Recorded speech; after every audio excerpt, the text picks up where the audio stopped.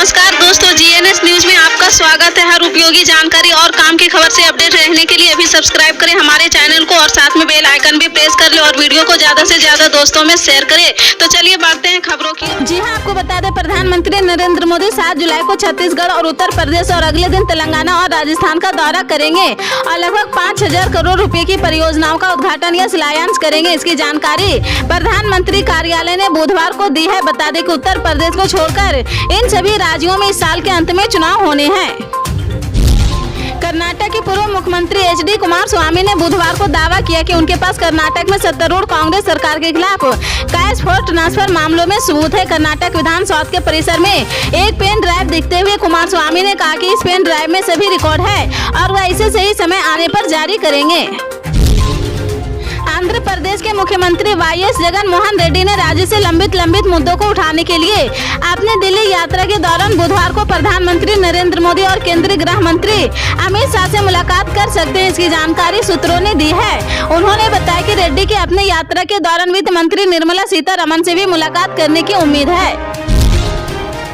UP Congress ने मंगलवार को विधानसभा चुनाव 2022 में पार्टी के प्रत्याशियों के साथ बैठक कर आगामी लोकसभा चुनाव की रणनीति पर मंथन किया है। 5 घंटे से अधिक चली इस बैठक में प्रत्याशियों ने अपने चुनाव के खट्टे मीठे अनुभवों को प्रदेश और प्रांतीय अध्यक्षों के साथ साझा किया है। संगठन की कमजोरी, कार्यकर्ताओं की उदासीनता के साथ प्रत्याशियों ने लोकसभा चुनाव के मद्देनजर सुझाव भी दिए हैं। बैठक में प्रत्याशियों का सुझाव था कि लोकसभा चुनाव कांग्रेस किसी दल से गठबंधन न कर अकेले मैदान में उतरेंगे। प्रत्याशियों का कहना था कि आज जो जनता भाजपा की नीतियों से परेशान है वह कांग्रेस की ओर से आस भारी नजर से देख रही, इसलिए कांग्रेस के लोकसभा चुनाव अपने बल पर अकेले लड़ना चाहिए।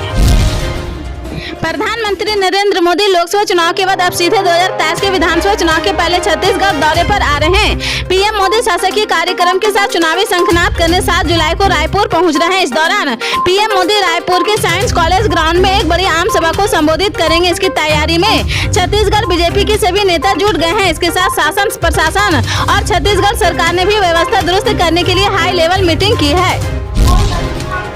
यूनिफॉर्म सिविल कोड को लेकर सियासी बवाल मचा हुआ है। इस बीच बुधवार को all India Muslim personal law board की तरफ से एक बड़ी बैठक की गई है। बैठक के बाद बोर्ड ने मुस्लिम समाज के लोगों से अपील की है कि यूसीसी का विरोध किया जाए।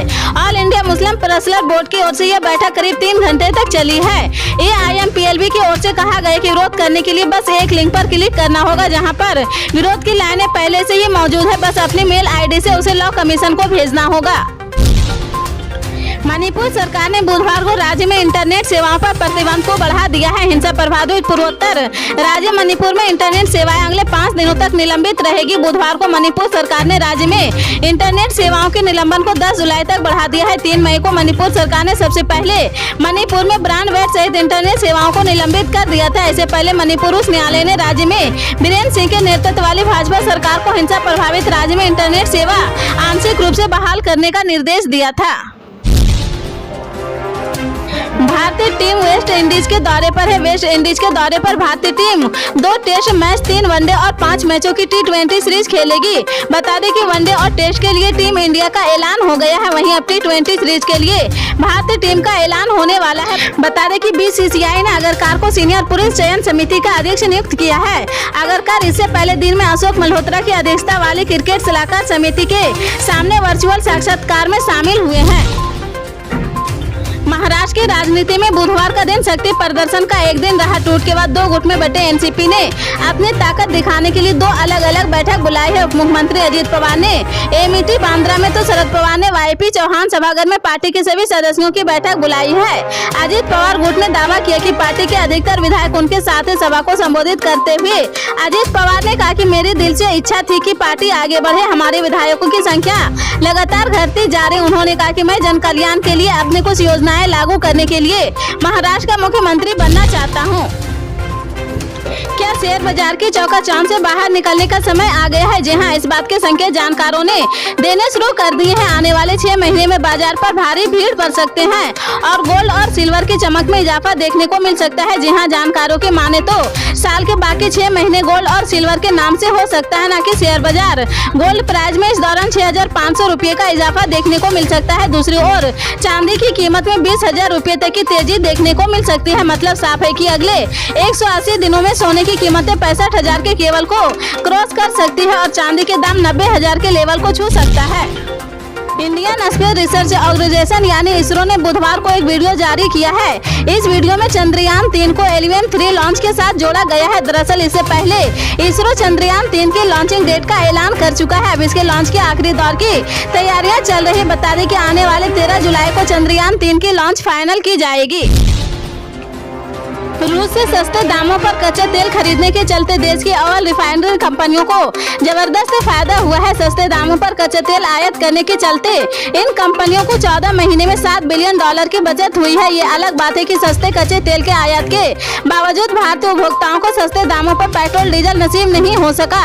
रूस के यूक्रेन पर हमले के चलते जब अमेरिका यूरोप के रूस पर आर्थिक प्रतिबंध लगा दिया है, तब से रूस ने अपनी अर्थव्यवस्था को किसी भी बाहरी झटके से बचाने के लिए भारत को सस्ते में कच्चे तेल बेचने का ऑफर दिया है। तब अंतर्राष्ट्रीय बाजार में कच्चे तेल के दाम आसमान छू रहे थे। भारत ने इस ऑफर को हाथों हाथ लपक लिया है।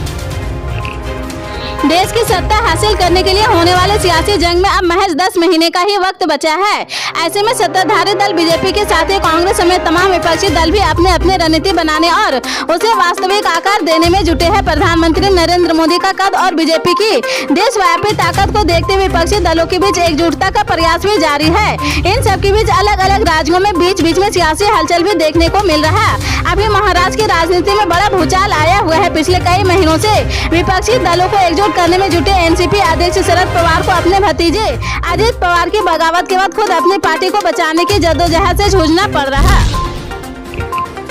भारतीय रिजर्व बैंक ने कहा कि भारतीय करेंसी रुपये के अंतर्राष्ट्रीयकरण को लेकर इंटर डिपार्टमेंटल ग्रुप की रिपोर्ट का वह अध्ययन करेगी। आरबीआई ने रिपोर्ट को अपने वेबसाइट पर अपलोड कर दिया है।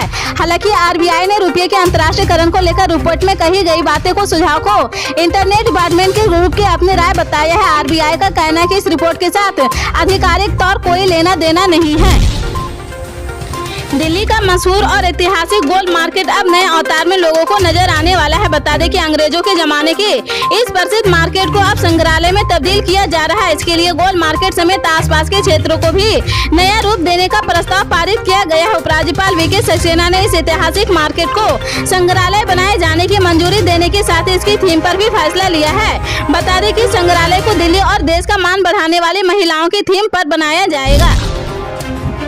झारखंड की निलंबित आईएएस अधिकारी पूजा सिंघल के पति अभिषेक झा को सुप्रीम कोर्ट से बड़ी राहत मिली है। सुप्रीम कोर्ट में पूजा सिंघल के पति अभिषेक झा की ओर से दायर अग्रिम जमानत याचिका पर जस्टिस संजय किशन कौल और सुधांशु धूलिया की बेंच ने सुनवाई करते हुए अभिषेक झा को अग्रिम जमानत दे दी है और उनके खिलाफ किसी भी तरह की कार्रवाई पर रोक लगा दी। दरअसल इससे पहले हाईकोर्ट ने अभिषेक झा की अग्रिम जमानत याचिका खारिज कर दी थी, जिसके बाद उन्होंने सुप्रीम कोर्ट का रुख किया था।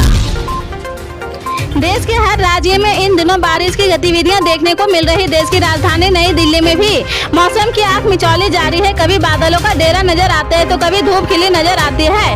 मौसम विभाग की माने तो आज नई दिल्ली और आसपास के इलाकों में हल्की से मध्यम बारिश देखने को मिल सकती है। मौसम विभाग ने नई दिल्ली के लिए येलो अलर्ट जारी किया है। आज राष्ट्रीय जनता दल यानी आरजेडी अपना 27वां स्थापना दिवस मना रही। बीजेपी ने इस मौके पर आरजेडी पर करारा हमला बोला है। बिहार विधानसभा में नेता प्रतिपक्ष विजय कुमार सिन्हा ने कहा कि हमारी शुभकामनाएं कि आरजेडी के अंदर एक ईमानदार चरित्रवान व्यक्ति आरजेडी का नेतृत्व करता है, लेकिन न्यायालय द्वारा सजा प्राप्त पार्टी का नेतृत्व कर रहे हैं। लेकिन देश को चलाने वाला एक चरित्रवान व्यक्ति पर धमकी भरे अपनी पार्टी के स्थापना दिवस के अवसर पर बोल रहा है। ऐसे करके लालू यादव क्या संदेश देना चाहते हैं? बिहार लोकतंत्र की धरती, ये लोकतंत्र की धरती की जनता, लोक नायक जयप्रकाश नारायण जो कांग्रेस के भ्रष्टाचार से मुक्ति दिलाकर आपको बिहार का सीएम बनाया था। कर्नाटक में वंदे भारत एक्सप्रेस पर पथराव की खबर सामने आई है। जानकारी के मुताबिक train number 2661 Vande Bharat express train पर सुबह 8:40 पर कुछ अज्ञात लोगों ने पत्थर बरसाए। घटना कतूर स्टेशन से गुजरने के बाद कदूर बिरूर खंड के बीच हुई है। भारतीय रेलवे ने इसकी जानकारी दी है। राजस्थान विधानसभा अध्यक्ष सीपी जोशी ने अपनी विधानसभा के बजट सत्र को जारी रखा। ऐसे में सत्र के आगे की बैठकें 14 जुलाई से होगी। खास बात इस बार सत्र से पहले विधानसभा की तरफ से महामहिम राष्ट्रपति द्रौपदी मुर्मू को भी आमंत्रण भेजा गया है। ऐसे में राष्ट्रपति भी सत्र की शुरुआत से पहले भाषण देगी। बांग्लादेश ने इस महीने भारत के खिलाफ होने वाली 3 मैचों की T20 सीरीज से जहां आरा आलम और फरगना हक जैसे 2 बड़े नामों को बाहर कर दिया है। जहां आरा ने मई में श्रीलंका के खिलाफ अपनी पिछली श्रृंखला में सिर्फ 1 मैच खेला था। उन्हें टीम में 5 बदलावों में से 1 के रूप में शामिल किया गया था। फरगना इस प्रारूप में बांग्लादेश की दूसरी सबसे बड़ी स्कोरर है। उनके साथ ऑलराउंडर लता मंडल और बाएं हाथ की तेज गेंदबाज फरीहा तृष्णा को भी टीम से बाहर कर दिया गया है। बाएं हाथ के बल्लेबाज रूबिया हैदर को घुटने की चोट के कारण बाहर होना पड़ा है। अगर आपने भी केंद्र सरकार की पीएम किसान योजना के तहत रजिस्ट्रेशन करा रखा है तो ये खबर आपके काम की है। जी हां, पिछले दिनों सरकार की तरफ से इस योजना में कुछ बदलाव किए गए हैं। इन बदलावों का असर सीधे योजना के लाभार्थियों पर होगा। पीएम किसान की 13वीं किस्त का फायदा देश के 8.43 करोड़ किसानों को मिला है। अब सरकार 14वीं किस्त के पैसों को जल्दी किसानों के खाते में डीबीटी के जरिए ट्रांसफर करने वाली है, लेकिन सरकार ने इस किस्त को जारी करने से पहले कुछ बदलाव किए हैं। पल पल के अपडेट जानने के लिए जुड़े रहें आप अपने GNS न्यूज चैनल से। मिलते हैं अगली बड़ी खबर के साथ, तब तक के लिए जय हिंद।